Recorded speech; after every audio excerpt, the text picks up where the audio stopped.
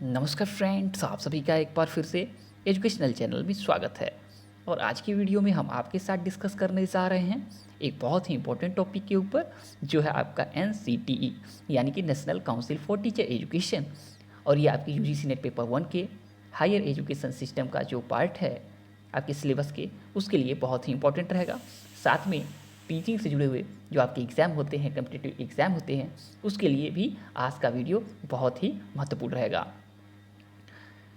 तो अब हम आपके साथ डिस्कस करने जा रहे हैं राष्ट्रीय अध्यापक शिक्षा परिषद के ऊपर, और इससे जुड़ा हुआ जितना भी महत्वपूर्ण बातें हैं उस पर चर्चा होगी आज की वीडियो में, ताकि इससे जुड़ा हुआ अगर आपके कम्पिटिटिव एग्ज़ाम में क्वेश्चन पूछा जाए तो उसका आप करेक्ट आंसर दे सकें। तो सबसे पहले हम बातें करेंगे कि राष्ट्रीय अध्यापक शिक्षा परिषद का सबसे इम्पोर्टेंट और व्यवहारिक काम क्या है। तो देखिए, इसका काम है कि कोई भी शिक्षण प्रशिक्षण संस्था है, उसमें अगर शिक्षण प्रशिक्षण से संबंधित कोर्स अगर रन कराना है तो बिना NCT के परमिशन के वहाँ पे कोई भी शिक्षण प्रशिक्षण से संबंधित कोर्स शुरू नहीं हो सकता है। यानी कि बिना इसके इजाज़त के आप किसी भी कॉलेज में अगर DLED करने, BPED करने, BEd करने, MEd करने, MPEd करने जाते हैं तो बिना इसके इजाज़त के वहाँ पे कोर्स ये संचालित नहीं हो सकते हैं। ये सबसे मुख्य काम है इसका। अब बातें करेंगे कि इसकी स्थापना कब हुई थी, क्योंकि आपके कॉम्पिटिटिव एग्ज़ाम में पूछ देता है कि NCT की स्थापना कब हुई। तो देखिए, इसकी स्थापना का जो डेट है वो है 17 अगस्त 1995, यानी कि NCT की स्थापना आपका 17 अगस्त 1995 में हुआ था। और इसको देखा जाए तो अधिनियम 1993 एक्ट जो है आपका 1993 के तहत एक देखा जाए कानूनी निकाय यानी कि एक लीगल बॉडी की तरह स्थापित किया गया। किसके तहत? एक्ट 1993 के तहत। उसके पहले क्या था? ये 95 के पहले जो था देखा जाए तो यह एक सलाहकार बॉडी के रूप में, यानी कि एक सलाहकार निकाय या सलाहकार अंग के रूप में ये काम करता था। अब देखिए, इसका मुख्यालय कहाँ है। आपको याद रखना है कि इसका मुख्यालय तो दिल्ली में है, लेकिन 4 इसके रीजनल जो ऑफिस हैं, क्षेत्रीय कार्यालय हैं, वो भी आपको याद रखना है।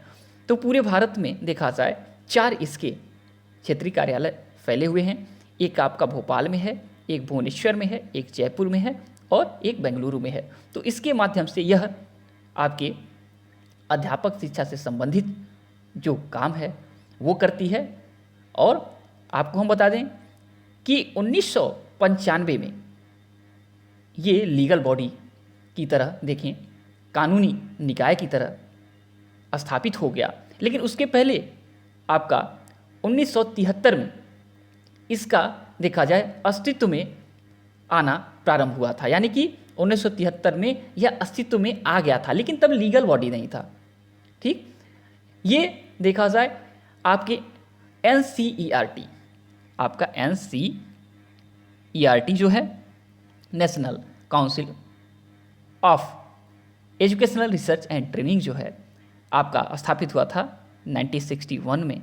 ठीक है, इसी का एक देखा जाए डिपार्टमेंट था, यानी NCERT के डिपार्टमेंट के अंतर्गत ही आपका यह सलाहकार एक निकाय की तरह काम करता था।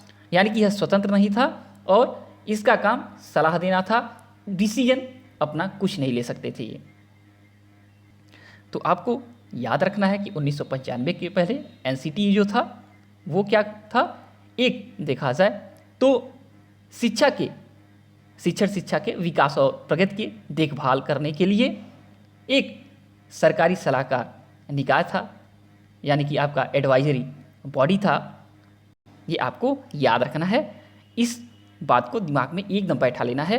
कहीं से भी अगर क्वेश्चन घुमा के फिर पूछे तो उसका आंसर आप दे।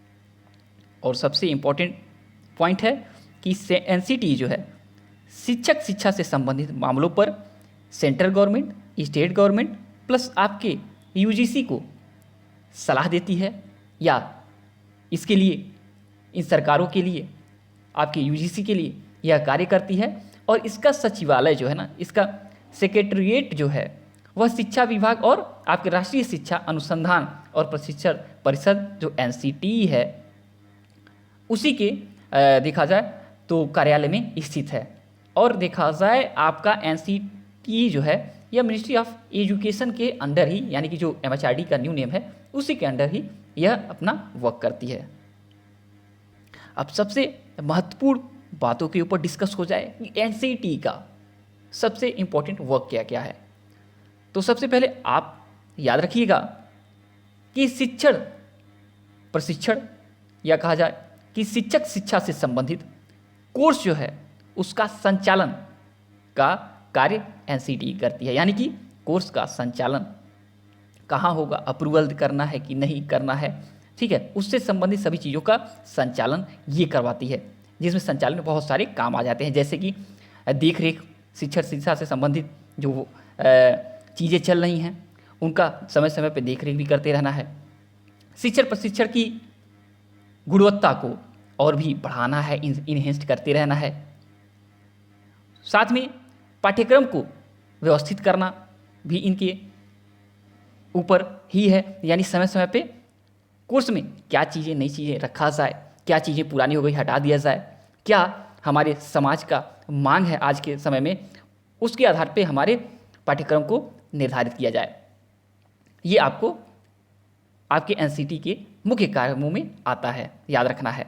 साथ में शिक्षक प्रशिक्षण की गुणवत्ता आपके वृद्धि करने पे बात हो गई। आगे है आपके पाठ्यक्रम को व्यवस्थित करने पे बात हो गई। और आगे फिर है शिक्षक प्रशिक्षण से संबंधित जो भी समस्याएं आती हैं, ठीक है, उसका समय समय पे अध्ययन करते रहना और फिर उसके लिए समाधान देने का कार्य करना, यानी सुझाव देना, इनके मुख्य कार्यों के अंतर्गत आ जाता है। साथ में आपके शिक्षक शिक्षा से संबंधित पाठ्यक्रम की संरचना का निर्माण इन्हीं के अंतर्गत आता है, यानी कि आपके करिकुलम का, पाठ्यक्रम का निर्माण शिक्षक शिक्षा से जो संबंधित है यही करेंगे, जिसके आधार पर समस्त शिक्षण कार्यों का क्रियान्वयन किया जाता है।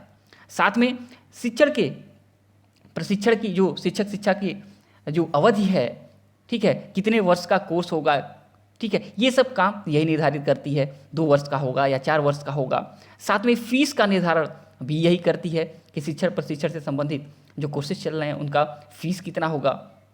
और फाइनली आपको याद रखना है कि शिक्षक शिक्षा से संबंधित जो नीतियां हैं, ठीक है, जो पॉलिसीज़ है, जो नियम बनाए जा रहे हैं, उनका निर्धारण करना और फिर उसको लागू करवाने का काम, कैसे लागू कराया जाएगा, यह काम यही करती है आपका एनसीटी।